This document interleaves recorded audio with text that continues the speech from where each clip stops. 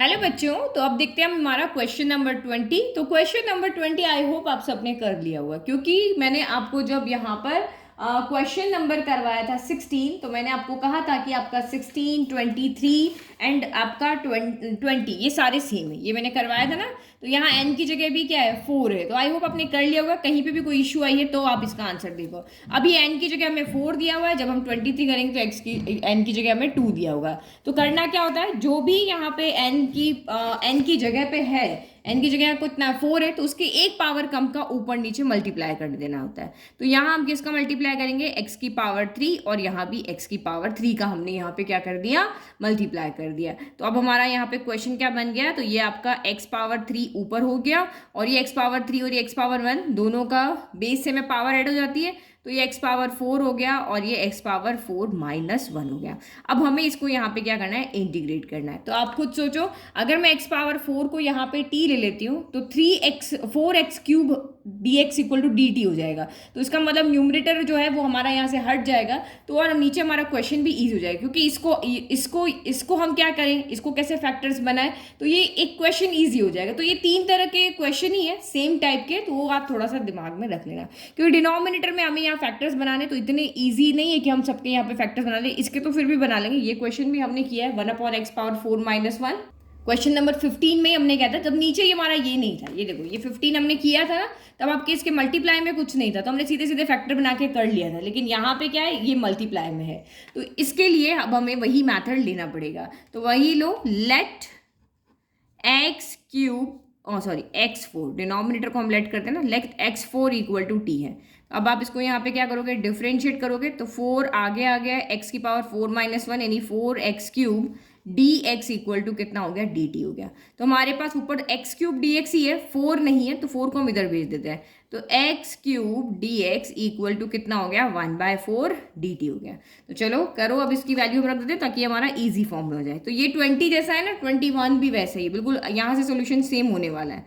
तो यहाँ पे देखो ये कितना हो गया, एक्स क्यूब डी एक्स की जगह 1/4 डी टी, 1/4 हम बाहर ले लेते हैं, और यहाँ पे आपका डी टी हो गया।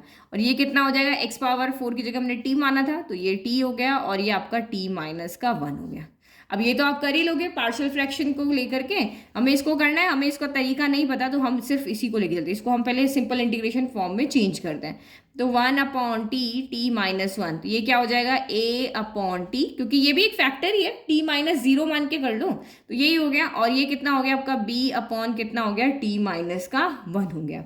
अब वही टेकिंग एलसीएम, तो आप यहाँ पे क्या ले लो, एलसीएम ले लो। तो 1/t t minus 1 equal to, यहाँ पे आपका क्या हो जाएगा, यही दोनों डिनोमिनेटर का जो प्रोडक्ट होगा वही आपका यहाँ पर क्या होगा, एलसीएम होगा। तो ए के साथ मल्टीप्लाई हो जाएगा आपका यहाँ पे t माइनस 1, और b के साथ क्या मल्टीप्लाई हो जाएगा यहाँ पे t। तो डिनोमिनेटर से denominator cancel, 1 equal to a t minus 1 plus B T हो गया। तो अब मुझे अगर इसको 0 बनाना है तो t की जगह क्या रखना पड़ेगा, 1 रखना पड़ेगा। तो यहाँ पे देखो, पुट t इक्वल टू 1, तो ये कितना हो गया, इधर तो 1 हो गया, ये वाला मेरा 0 हो गया, 1 माइनस 1 0, 0 इंटू ए 0, और यहाँ पे 1 रखा तो बी टी यानी कि 1 इक्वल टू आपका b आ गया।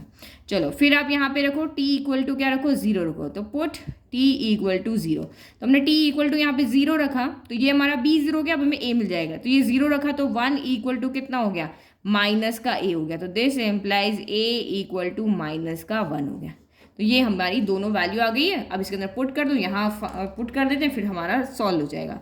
तो now 1/t t minus 1 equal to a की जगह क्या रखा, -1, तो माइनस का 1/t हो गया। फिर b की जगह रखा 1, तो ये 1/t माइनस 1 हो गया। नाउ इंटीग्रेट करें तो हमारा इंटीग्रेशन इसका है, आगे 1/4 भी है, तो उसका भी आप यहाँ पे क्या रखोगे, ध्यान रखोगे। तो now 1/4 integration of 1/t t minus 1, और ये आपका डी टी हो गया। तो 1/4 हम यहाँ पे बाहर ले लेते हैं, और इसकी जगह पे ये वैल्यू है, तो इंटीग्रेशन ऑफ माइनस भी आगे ले लेते हैं, 1/t डी टी। फिर आपका plus integration of 1/t minus 1 D T हो गया। ठीक है, तो अब इसको सॉल्व करो, तो ये 1/4 हो गया, माइनस 1/समथिंग इज लॉग, लीनियर होना चाहिए ना, तो लॉग मॉड्यूलस ऑफ टी हो गया। और यहाँ पे क्या हो जाएगा, 1/समथिंग, बट समथिंग इज लीनियर, तो ये हो गया log modulus of t minus 1 हो गया, और ये प्लस आपका c हो गया। तो log m minus log n क्या हो जाएगा, तो log m minus log n यहाँ पर होता है log m अपॉन n, तो ये m ये है, ये n है, तो ये आपका हो गया log modulus of m upon n हो गया, ठीक है, प्लस c। अब आपके पास यहाँ पे करना क्या है, आपको सिर्फ t की वैल्यू रखनी है, तो ये 1/4 लॉग मॉड्यूलस ऑफ t हमारा कौन है यहाँ पे, तो t हमने लिया था x की पावर 4 को, तो बस यहाँ पे रख लो x पावर 4 माइनस 1, और ये हो गया x पावर 4, तो ये आपका कितना हो गया, प्लस का c हो गया। तो this is your final answer. Easy हो गया ना क्वेश्चन। तो ये एक थोड़ा सा दिमाग में रखो, कुछ अलग डिफरेंट टाइप के क्वेश्चन है ना, उसके साथ बुक में आप इंपॉर्टेंट मार्क कर दो, तो इंपॉर्टेंट मार्क करने से ये पता चल जाएगा कि इन्हीं के में ज़्यादा प्रैक्टिस करनी है, एग्जाम्स जाने से पहले एक बार इनको प्रैक्टिस जरूर करना है। अब देखो 21 में भी यही वाली टर्म आएगी, बट वो एक्सपोनेंशियल फंक्शन, तो यहाँ से आपका पूरा सेम ही रहेगा, तो मैं आपको वो भी दिखा देती हूँ, वो हम इसी के साथ कर लेते हैं, क्योंकि ये क्वेश्चन और 21 आपका सिमिलर क्वेश्चन ही है, सॉल्यूशन सिमिलर है, क्वेश्चन डिफरेंट है। अब आपको यहाँ पे क्या करना है, इंटीग्रेशन करना है 1/e⁻x माइनस 1 dx का। अब इसको कैसे हम इंटीग्रेट करें, क्योंकि नीचे आपका क्या है, यहाँ पर e⁻x से -1 है, तो ये भी हम यहाँ पे नहीं सोचते, ये मतलब एक फैक्टर के फॉर्म में हमें दिया हुआ है, तो e⁻x की जगह एक सिंपल टर्म अगर यहाँ पे हो, t हो, x हो, a हो, b हो, तो हम यहाँ सॉल्व कर ले। तो इसका सबसे सिंपल तरीका आपको हिंट भी दिया हुआ है कि e⁻x को आप यहाँ पे क्या मान लो, t मान लो। नाउ अब आप इसको क्या करोगे, डिफ्रेंशिएट करोगे, इसके आगे भी इंपॉर्टेंट लगा लो, क्योंकि ये क्वेश्चन भी कितनी बार 2 मार्कर में पूछा हुआ है। तो differentiate with respect to x, x के रेस्पेक्ट में डिफ्रेंशिएट करोगे तो e⁻x का तो e⁻x ही रहेगा, और ये dx इक्वल टू कितना हो जाएगा, dt हो जाएगा। तो हमारे पास तो ओनली dx है, e⁻x तो ऊपर है ही नहीं, तो e⁻x को इधर भेज दो, तो dx equal to 1/e⁻x dt हो गया। चलो चेंज करें इसमें, तो dx की जगह क्या रखे, 1/e⁻x, तो भाई 1/e⁻x तो हमें रखना पड़ेगा, ठीक है, और e⁻x यहाँ पर कितना हो गया, तो ये आपका यहाँ पर e⁻x की जगह यहाँ पे क्या रख दिया हमने, अच्छा चलो अभी इसको रहने दें, हमने अभी सिर्फ dx की जगह वैल्यू रखी, ठीक है, 1/e⁻x ये हो गया। अब e⁻x को हमने क्या माना था, t, क्योंकि ये t है तो ये भी t की फॉर्म में होना चाहिए, तो ये क्या हो गया 1/t माइनस 1 dt हो गया। तो अभी आपने यही तो सॉल्व किया है, ये अभी ये क्वेश्चन में क्या सॉल्व किया है, यही तो सॉल्व किया है, इंटीग्रेशन ऑफ 1/t माइनस 1, यही हमने पूरा का पूरा यहाँ पे यही सॉल्व किया है, पूरा आंसर हमारा यही आएगा, बस ये आपका यहाँ से क्या हट जाएगा, 1/4 हट जाएगा, यहाँ तक आपका सेम आएगा, क्योंकि हमने जब इसको किया तो हमारा ये आ रहा था, यहाँ 1/4 एक्स्ट्रा था, तो 1/4 हटा देंगे, ओनली ये आंसर ही आएगा, log t माइनस 1/t, और t की जगह हम यहाँ पे वैल्यू रख देंगे। तो ये जब आप इसको सॉल्व करते हुए जाओगे, तो देखो जो मैंने पीछे किया ना, वो मैंने एज इट इज पूरा का पूरा यहाँ पर सॉल्व कर लिया, भाई ए बी की वैल्यू निकाली, फिर पुट कर ली, और फाइनल आंसर ये आ गया। अब टी की जगह हमें यहाँ पे क्या पुट करना है, e⁻x पुट करना है, तो बस यहाँ पे आप टी की जगह क्या पुट कर दो, e⁻x कर दो, तो ये कितना हो जाएगा आपका log e⁻x minus 1 upon e⁻x और प्लस c हो गया। ये हमारा यहाँ पर क्या हो गया, आंसर हो गया।